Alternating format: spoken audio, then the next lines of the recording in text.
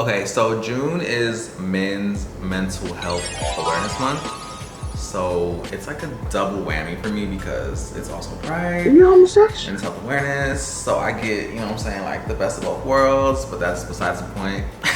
And since it is Men's Health Awareness Month, I wanted to talk to y'all about my mental health journey. Specifically, more recently, I've already put up a video like back in like 2018 about opening up about like depression and things like that. But I recently went to a psychiatrist for the first time and I got diagnosed with a few things. And I wanted to share that with whoever the fuck wants to hear it. A few of y'all wrote me saying that y'all were interested to hear what I got diagnosed with, so I wanted to tell y'all. Number two, I also wanted to just like come on here and let y'all, men and women, but I mean this is for the fellas, but really for anyone who wants to kind of like know like what I was feeling, like what prompted me to go to the psychiatrist. So yeah, let's just get into it. Okay,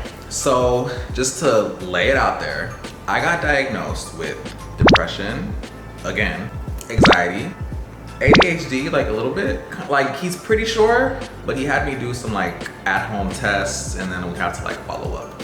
And binge eating disorder. So basically, I'm kind of gonna like go with each one and just like real quick, because I want this to be quick.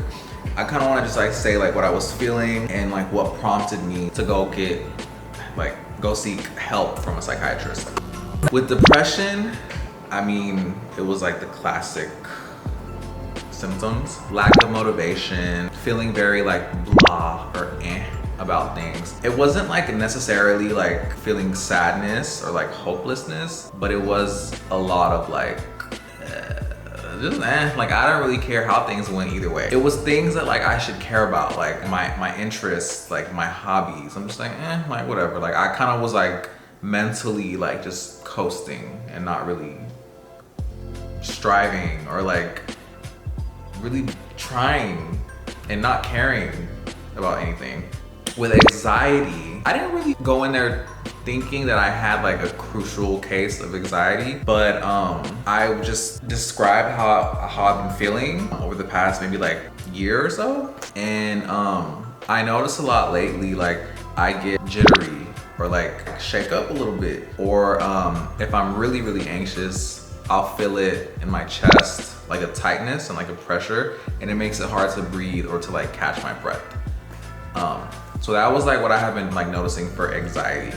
What was the third one? ADHD. This is something that I truly have been thinking that I've had my entire life, and I've never gone to a psychiatrist. So I've never I was unofficially diagnosed by a psychologist, but because I guess they're not qualified, they don't have the qualifications. Because she was unqualified to own those shoes, if that's the case. To tell me that I actually have it, they recommended that I go see a psychiatrist. And I really just didn't make time for it over the past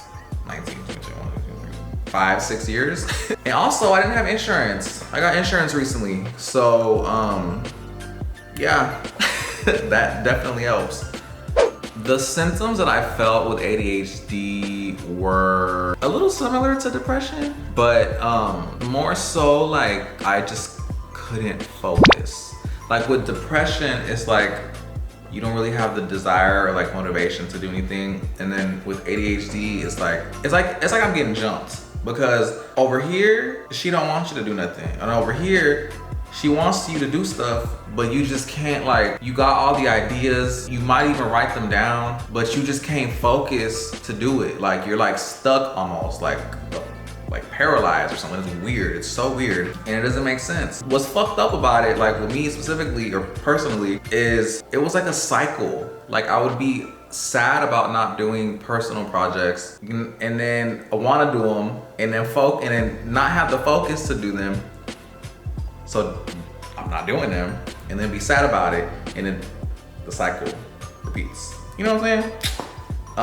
And it kind of just like trickled down to like, it wouldn't just be for personal projects. You know, like I just it was kind of like the classic symptoms of ADHD as well. So it was like, you know, I can't focus. How did I know I had it? Okay, as a child, like as a kid, and even like as an adult in college, I just in class, like I've always had so much trouble concentrating or like getting anything done. I remember like having to sit with my sister, and she would help me throughout my entire like school career, grade school and college. She would have to help me, like, and she would have to sit there and like tutor me and damn near reteach me in a way that I could understand. And I'm so thankful for my sister, because I would not have gotten a freaking degree without her, because I could not get over math. My brain just was not computing it. Like I was not registering and retaining the information. But my sister would like she knew how I was. And I guess like we back then, like we really didn't like know or like put two and two together. Like maybe I got ADHD or, so she just would explain it to me in a way that like really solved the puzzle in my brain. Like she got all the colors of the Rubik's Cube, right? And you know what I'm saying? I passed algebra. But like with ADHD, like my mind is just, it's everywhere and it's blank all at once, if that makes any sense. I feel like if you know, you know what I'm saying? Like that's just what it's giving. The last one. So I didn't even know that this was technically like a mental health disorder, but binge eating. Yeah, so I got diagnosed with binge eating disorder.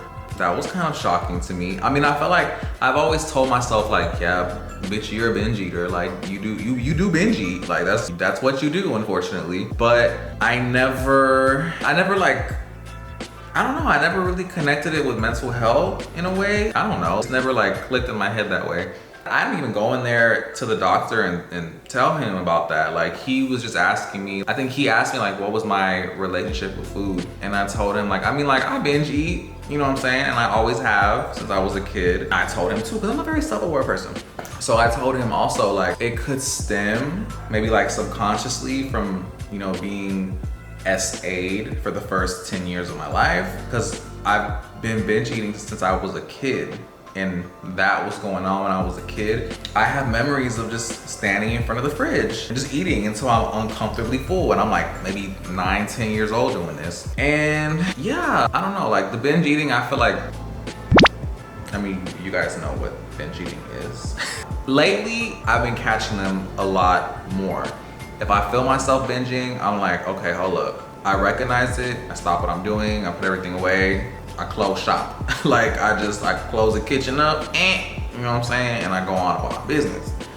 But yeah, it's been like really, it's been really interesting. It's been a really interesting feeling having that confirmation from an actual psychiatrist and being told like, you know, what you've been thinking is valid, because I didn't want to like self-diagnose myself. I feel like that's kind of insulting to psychiatrists. But at the same time, like we as people, we know our bodies, we know what's right, we know what's wrong. And the thing is, I feel like what people don't understand is like a regular person, their dopamine starts like right here, like baseline, like their happiness is like right here. Someone with depression, we're like baseline down here. So just for us to match their standard happiness, we need some help, some medicine to bump us here. Meanwhile, y'all might fluctuate up here throughout the day.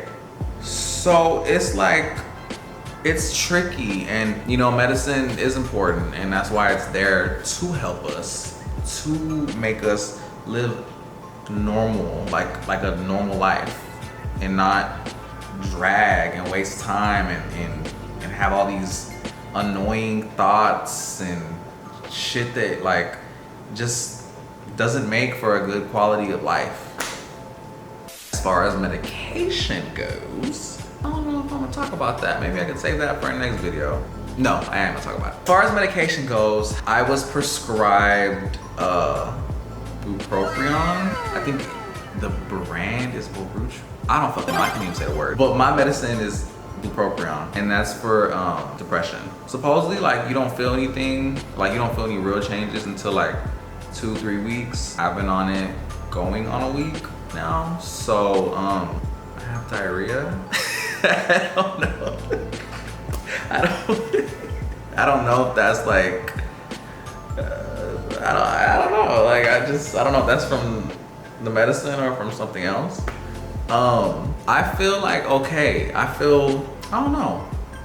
I could be better, I could be worse, but I like how I feel. I don't feel bad. I don't feel weird. So I don't know if it's kicking in. I don't know if it's a placebo. I don't know. It's only been a couple days, so I'm gonna check back in at around 3 weeks, 4 week mark. And I also got prescribed Vyvanse, which apparently, I haven't started that yet though, because I still have to do the at-home stuff. My doctor also wanted me to get a couple of tests done apparently because of Vyvanse, which I didn't say, which is for ADHD and binge eating. Vyvanse apparently, it can like fuck with your heart rate a little bit. It might mess with your blood pressure also. So he wanted me to like do a urine test and also do EKG, which I just did. So yeah, now we wait. Hopefully everything, well, they already got the EKG and my urine should be fine. So hopefully I can start that soon and get that prescription in, because I am so curious to know like what that does for ADHD. And the fact that it's like a double whammy, you know what I'm saying? Like it's ADHD and binge eating. Like I'm really curious to know like what Visine and Bupropion together will do for me. Like I'm excited and I'm feeling like optimistic about this new mental health journey. I've always been very about mental health. I've always been very optimistic despite challenges and whatever is going on in life, but we need help and that's okay. So my hands got stuck up here. But yeah, if you stayed until the end, thank you for watching. Stay tuned because I do plan on posting updates about what I feel the medicine doing for me. And follow me on TikTok, follow me on Instagram at @EmilioCucci, because I'll probably be posting more on my story as well. Like if I feel like different things here and there, or maybe like daily moods and stuff, like how I feel on that day. We'll see, who knows. But yeah, bye.